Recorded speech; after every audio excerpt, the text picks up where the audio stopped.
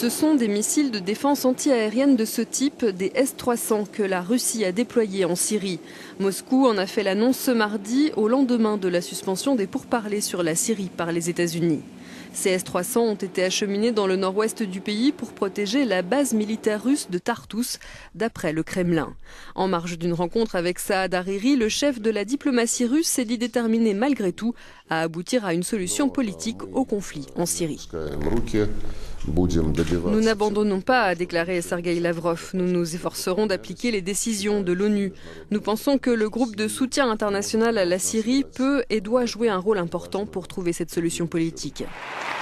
La persévérance également comme mot d'ordre pour Washington, qui s'est toutefois étonné du déploiement de ces missiles russes en Syrie, les extrémistes visés n'ayant pas d'aviation. John Kerry a affirmé que les États-Unis continueraient à rechercher un arrêt significatif, durable et exécutif des hostilités. Cela inclut l'immobilisation des avions de combat syriens et russes dans les zones identifiées. La Russie sait exactement ce qu'elle doit faire, a ajouté le secrétaire d'État américain. Washington a suspendu ses pourparlers avec Moscou après la destruction du plus grand hôpital du secteur rebelle d'Alep par un bombardement aérien. Les raids continuent si l'on en croit à ces images amateurs tournées à une trentaine de kilomètres d'Alep et mises en ligne ce mardi.